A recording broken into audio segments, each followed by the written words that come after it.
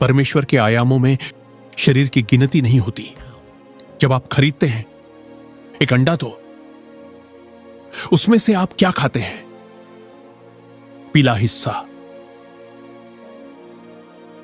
और आज आप क्या करते हैं? उसका छिलका उसे फेंक देते हैं। इंसान का असली हिस्सा आत्मा है, इसलिए शरीर जल्दी मर जाता है, क्योंकि लोग समझते नहीं कि जीवन शरीर का असल में आत्मा है। शरीर की जान उसका मन है।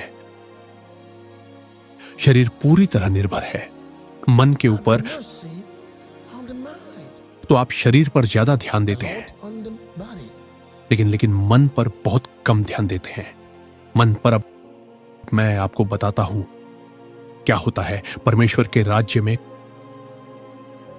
कल्पना चलना फिरना है, कल्पना ही चलना है। जरा सुनिए, कल्पना क्या है? चलना, विचार या सोचना, यह है बातचीत, शब्दों का चलना, और यह बना है सोच, गहरी सोच, कल्पना। इन सब से और कल्पना चलना है। आप समझ नहीं पा रहे कि यह चीज आत्मिक जगत में कैसे काम करती है। जैसा इंसान सोचता है वैसा ही वह बन जाता है। बाइबल क्यों कहती है कि जैसा इंसान सोचता है वैसा ही वह होता है? इसका मतलब यह है, एक ऐसा स्तर है जो पकड़ता है आपकी जिंदगी की एक और हकीकत को, जिसे आपने अभी देखा ही नहीं। अब बात समझ आई?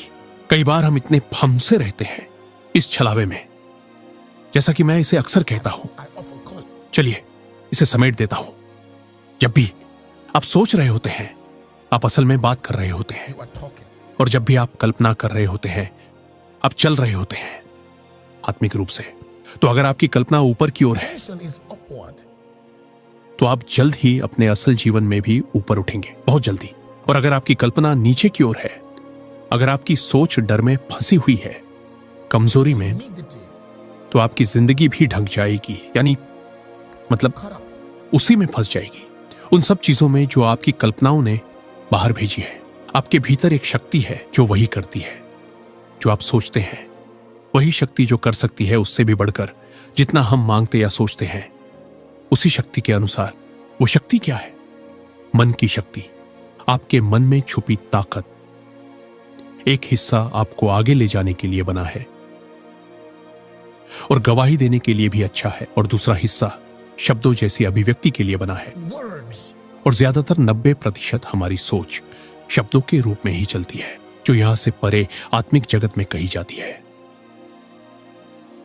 जब भी आप सोचते हैं, आप बोल रहे होते हैं। जब बाइबल कहती है कि इंसान के हर शब्द का हिसाब लिया जाएगा, कौन से शब्द? आपके बोले हुए शब्द नहीं, आपकी सोच वाली लाइनें। क्योंकि मैं जानता हूं वे शब्द जो मैंने तुम्हारे लिए कहे। कुछ बोलो।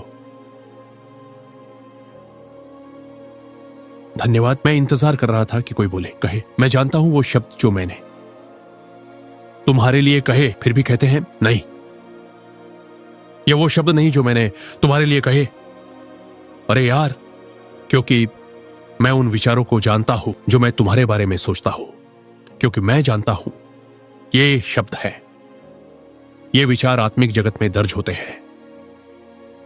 जब आप सोच रहे होते हैं तब आप बोल रहे होते हैं, और जब आप बोलते हैं शब्द पकड़े जाते हैं ताकि वे असल दुनिया में दिखाई दें।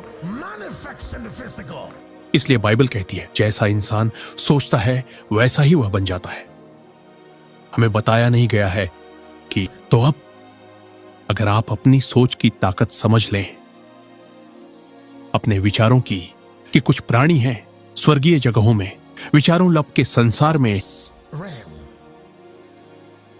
जो तैयार रहते हैं आपकी सोच सुनने के लिए, और वही चीजें जिन्हें परमेश्वर काम में लगाता है उन्हें हकीकत में बदलने के लिए। आपकी सोच, उन्हें बोले हुए शब्दों की जरूरत नहीं होती। आत्मिक प्राणियों के लिए यह उनके लिए नहीं है। सुनिए, जोर से बोलना इंसानों के लिए है, आत्माओं के लिए नहीं।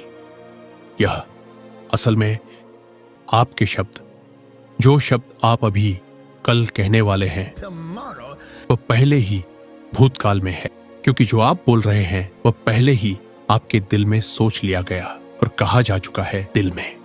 बाइबल कहती है दिल की भरपूरता से मुंह बोलता है, तो मुंह पहले ही बोल चुका है जो आपकी सोच की लाइन में पहले से मौजूद था।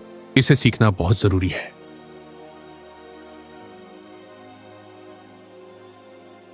कुछ साल पहले जब मैंने यह समझा, यह हकीकत, मैंने अपने विचारों का ध्यान रखना शुरू किया। अगर आप किसी चीज पर लंबे समय तक सोचते हैं तो आप उसे हकीकत में बदलते देखेंगे। वह चीज पूरी तरह सच हो जाएगी। मुझे परवाह नहीं कि आप कौन हैं। अगर आप किसी चीज पर लंबे समय तक अपने विचार केंद्रित करते हैं तो आप ऊर्जा और कंपन पैदा करने लगते हैं आत्मिक जगत में, जो आपके विचारों को हकीकत में बदलने में मदद करेंगे।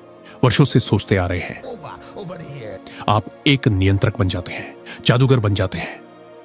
और अगर आपकी सोच परमेश्वर के शब्दों के खिलाफ है, इसलिए बाइबल कहती है कि शरीर के कामों में से एक जादूगरी है। जादूगरी, और ये शरीर के काम जन्म देती है। जादूगरी को चर्च में बहुत सारे जादूगर होते हैं और उन्हें पता भी नहीं होता। अगर मैं आपकी सोच की लाइन में घुस जाऊं, आपकी कल्पना एक प्रोजेक्शन है। अब इसलिए स्वर्ग तक पहुंचने का रास्ता मसीह के मन को प्राप्त करना है। तालियां।